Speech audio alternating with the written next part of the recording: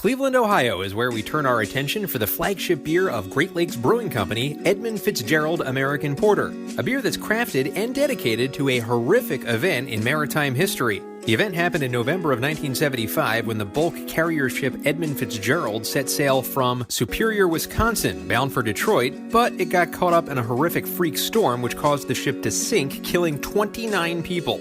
Now, the owners of Great Lakes Brewing Company, Pat and Dan Conway, have a friend, John McCarthy, whose father was a first mate on the Edmund Fitzgerald, and John's father was one of the 29 souls who unfortunately lost their lives. And when they brought up the idea to name the beer after the ship, McCarthy said his father would have been honored. So the rest is history.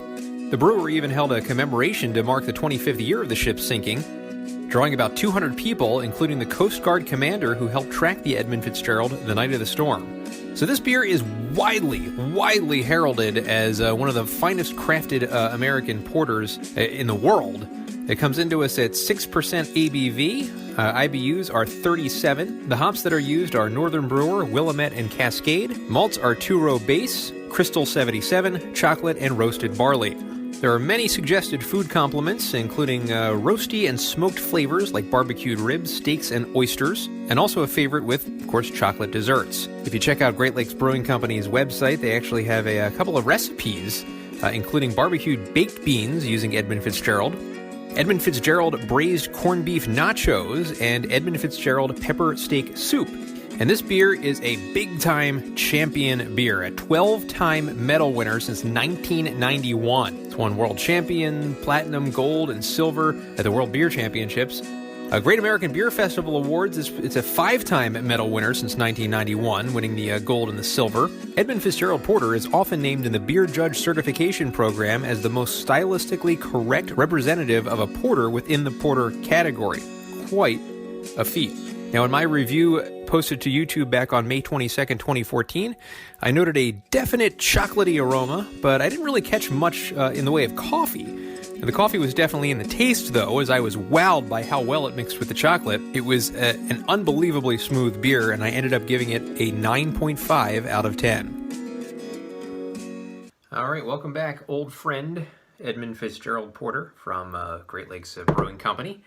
And I want to really see if my taste and smell have changed since 2014. Almost 7 years ago was when I posted my review of Edmund Fitzgerald Porter. Gave it a really high review. Didn't quite give it all out 10, which when I was going back to watch that review, I kind of was a little shocked. Maybe not overly shocked, because I did give it a 9.5. I gave it very close to a 10, but it may have been that initial aroma that didn't really bring out the coffee smell in this beer that maybe knocked it down a half a notch for me. I don't know if I was just being very nitpicky that day or what the deal is. So we're going to open this up and see what we got here. So it is currently February 21st. This has a freshness date of June 9th, 2021. So well within that. So this should be fresh. So let's pour into this pint glass and see what we have from Edmund Fitzgerald Porter. Yep, frothy head, khaki colored, off-white, tan look to it. Good looking beer. Very black, jet black almost, I guess you could say. See the reflection of the phone in there. So great looking dark pour and very good head retention as well. You can see this head's not really dissipating. It's about 2 fingers or so of frothy head on this American Porter. And love the label. Really love that shipwreck. When I went on their website, it looks like their label was different on their website. I don't know if they just now rolled out a brand new label, or for some reason maybe it's just that way on the website. I don't know, but this is the label that they've been using for years and years, Edmund Fitzgerald. So let us get the aroma now and see if that coffee smell is prevalent. No, it is not. Mostly chocolate. A little bit of a roasted quality in the smell too that I don't think I pointed out in my first review. It is definitely very chocolatey. Not really notes of coffee coming out of the aroma.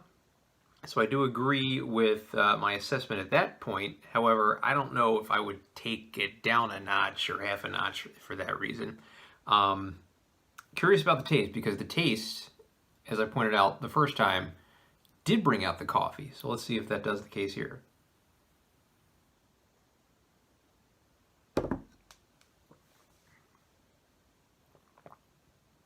Yes, very much so.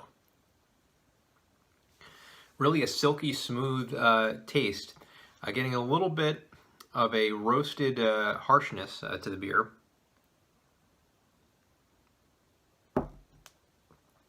And the malts kind of intermix with the roasted notes and the coffee notes. A little bit of a bittering taste on the back of the throat. I don't know if I didn't taste that the first time, but it's a little bit too bitter. It does have a good full taste.